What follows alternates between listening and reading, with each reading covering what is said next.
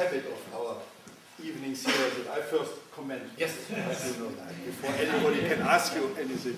And you kind of tricked me, because how do you know that Spinoza is my favorite philosopher? And how do you know that 25 years ago in my dissertation I have an entire chapter how love is the truth of society versus hierarchy and all this other stuff, you know? And how do you know that I'm going to teach Amor de Intellectualis in New York soon, you know? So that's very scary. Because on the other hand, I was happy that he kind of taught me that I sell here my love, you know, to you guys. I always thought it was my hate, you know? Okay, so fine, I have this. Okay, also.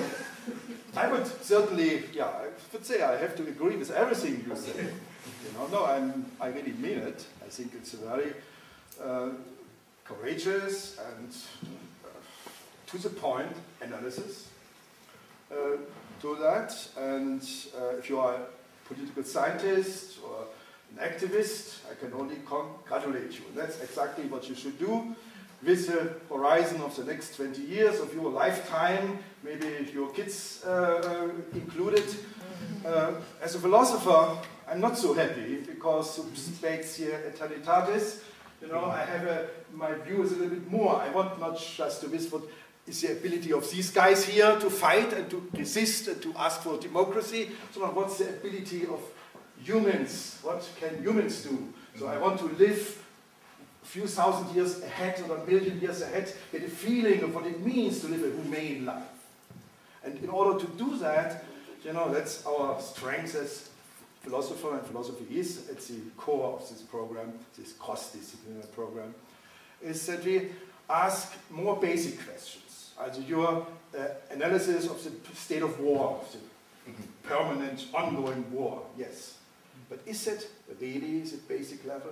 Is a basic level not that we actually are in the state of peace, that the real war our species was involved, the war against nature, the war for our survival has ended, and zwar with our, winning it by the means of modern technology. With modern technology, nobody can say in principle, individual all the time, but in principle, our survival is threatened, because nature gives us a situation in which we have to fight every day for our survival. Your whole biopolitics, the whole Hobbes guys, etc., they're totally in this war against nature.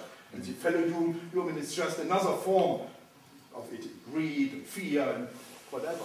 But if it's true that the war is won in modern technology, and we philosophers of technology kind of at least analyze it this way, starting with Marx and Heidegger, I mean this philosophers of technology, not the so-called philosophers, mean, if this is true, then the ongoing war you are describing isn't a war that is the soldiers who have not understood that the war is over, and they are still going around, you know, what's it called, marauders, marauding people, going and shoot and do all this stuff. That's why it is everywhere. And they're still going on, but they have no nature to fight. So they fight each other like crazy.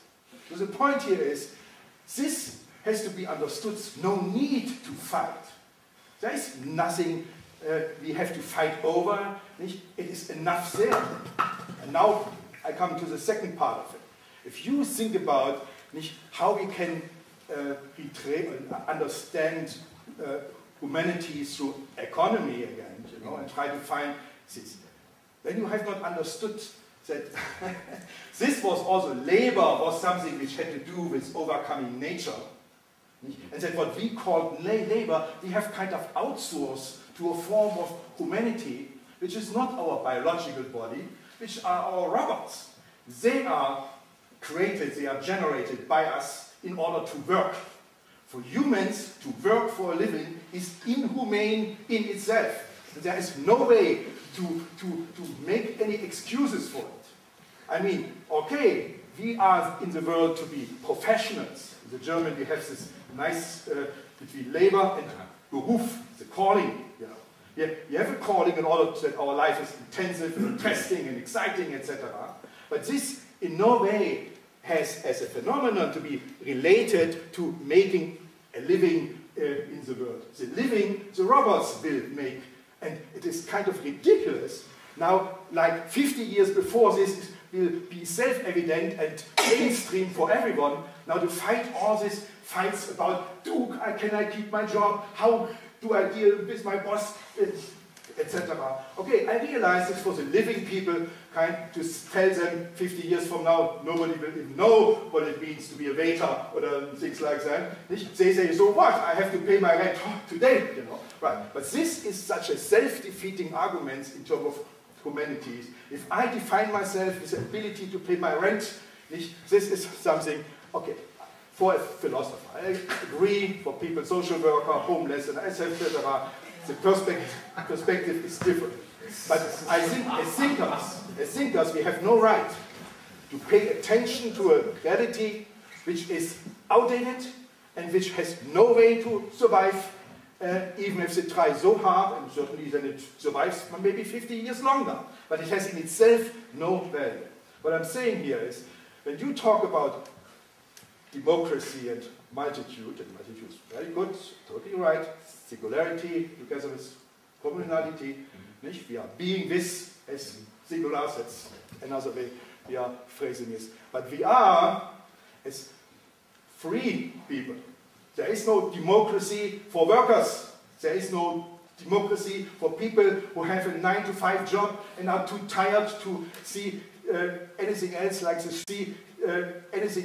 the stupidities of television, of mainstream television, and nobody can hold against them, because if you are working like that, you will do the same thing. You know?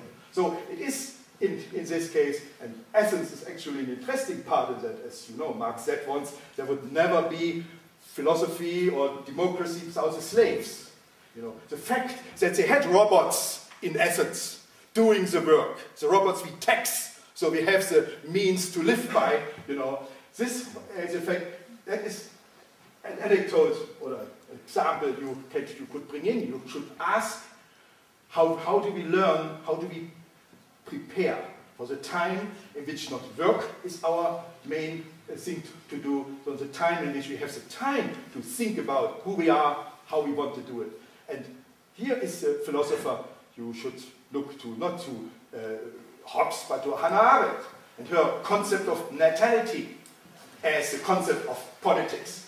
Natality, the creativity which allows you to become a different person in any given moment. That your singularity is not just lip accepted, sondern in your multitude. When I meet you tomorrow, I expect you to be different, and I enjoy it because I don't need you to be similar in order to make arrangements with you. The arrangements are made by a totally different way of automated society. We are free to disagree, to experiment, to work on feedback, and all this stuff. So my problem with you is, on one hand, I really appreciate your analysis for the time being. But I don't want anything to do with the time being. When 100 years later people say, how could you be engaged in such things? You should have known, it's already on the way out. You know, find the things which come in. Okay, that's my commentary.